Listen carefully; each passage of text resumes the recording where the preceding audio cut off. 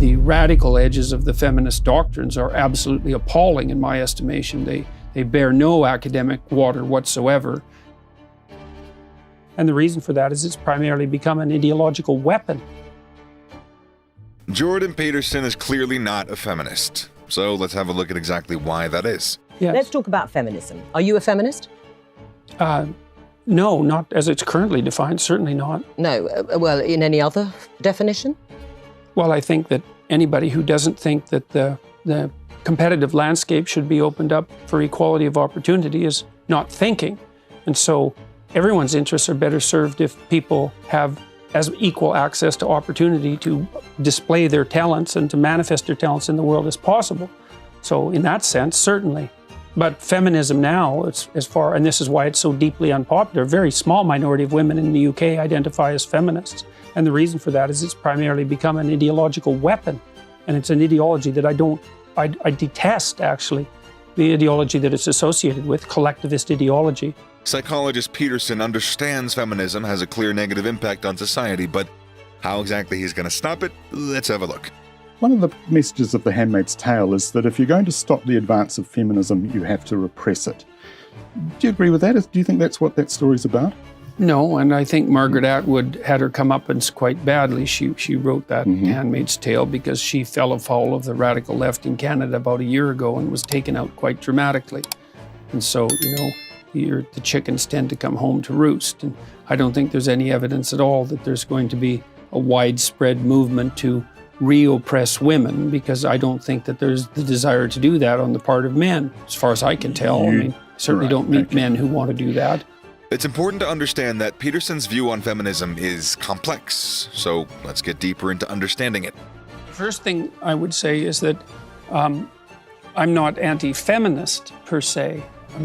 I think the idea that the world would benefit from the movement of talent from both sexes into the workplace as rapidly as possible is something that anyone with any sense should share, given the the rarity of talent and the necessity for utilizing it.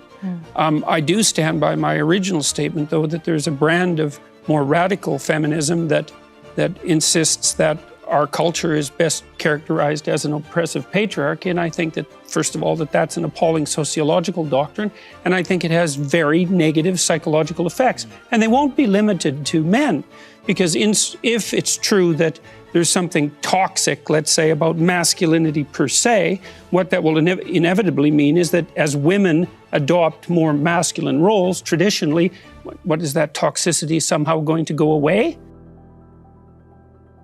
I wonder why you think the consequence of feminism really is worse for men, as well as for women, than its flowering. Well, I don't necessarily think the consequence of feminism per se is. The idea that now that we have the technological means to do so, which is primarily effective reproductive control, and that's only been the case since the 1960s, that the idea that we should open up the economic landscape to talented people of all types is only intelligent. And it's clearly the case that if you look worldwide and you look at the statistics, that countries that have the most advanced legislation with regards to the promotion of women's rights are also overwhelmingly the countries that are more likely to do well economically. All of that makes perfect sense, and we've done quite a remarkable and rapid job of roughly equalizing the number of women and men who are occupied in general, and I think that's all to the good. Well, I've spoken about the fact that, one of the things that's happened in the analysis of the differences between men and women is that the social constructionist claim is that the differences are socially constructed, right? Is that it's a consequence of environment that men and women differ. But what the scientific literature indicates is that as cultures become more egalitarian, like they have in Scandinavia, the differences between men and women actually increase rather than decreasing, which is a direct repost to the social constructionist view. So they just deny all that. The biggest differences in the world in interest and temperament are between Scandinavian men and women. It's exactly the opposite of what everyone predicted. The radical edges of the feminist doctrines are absolutely appalling in my estimation. They bear no academic water whatsoever.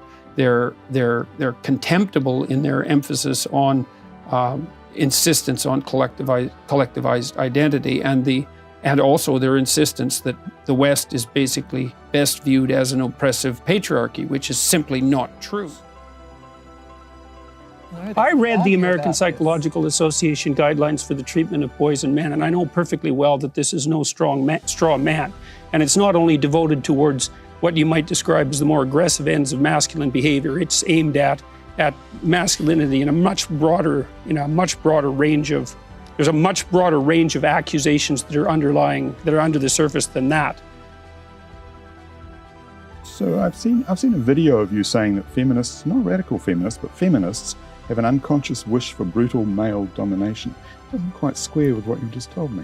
Well, one of the things that I'm very curious about is the relative lack of, the relative silence on the part of Western feminists about countries that truly are oppressive, like Saudi Arabia. It's not exactly answering the question, though. Oh, it's exactly answering the question, because I'm looking for the psychological reason why there would be much less reaction on the part of the radical feminists to countries that generally are oppressive of patriarchies, instead of reacting the way they are to Western countries which genuinely aren't. Right. So to be clear then, if the basic premises of feminism are things like respect for everyone, the right to make choices, opportunities, safety for all, quality of life shouldn't be gendered, you presumably believe none of those things should be gendered. Well, it depends on what you mean by equality of life, because there's two different kinds of equality. I mean quality of life. Quality of life. Well, it would be good if it wasn't gendered or a consequence of race or a consequence of ethnicity or any of the things that are fundamentally irrelevant to progressive and productive movement through the world. In any sort of discrimination that's arbitrary, so that's not linked to the desired outcome with regards to an organization, is counterproductive. And I think that virtually every reasonable person already agrees on that. And the problem is that, we tend to view any inequality of outcome, any unequal distribution of the fruits of effort as indication of systemic oppression, and it's not. Men and women actually are more the same than they are different. But the issue is that small differences at the population level can turn into very large differences at the extreme. So, for example, men and women are broadly similar with regards to aggression, although men tilt a little bit more towards aggression. So that if you picked a random person out of the population, male and female, and you guessed that the male was more aggressive, you'd be right 60% of the time. But if you take the 1 in 100 most aggressive people, they're all male. And that's why the overwhelming proportion of people who are in prisons are male. Now, do you want to equalize that, just out of curiosity? What about bricklayers? They're 99% male. And we've got about 3/4 of the population now in universities in the humanities and social sciences are female. Yeah. Are we going to equalize that? And men work longer hours. They work more dangerous jobs. They're more likely to move. They're more likely to work outside. They're more likely to participate in jobs in the STEM fields that are scalable. They make more money for those reasons. And that's all hidden under the idea that the reason that men and women make different amounts of money is because of their gender. It's known among men that there are limits to the manner in which you can interact, and that those limits don't necessarily apply when you're dealing with women, especially women of a certain sort. And there's no way of regulating that, and that's a big problem.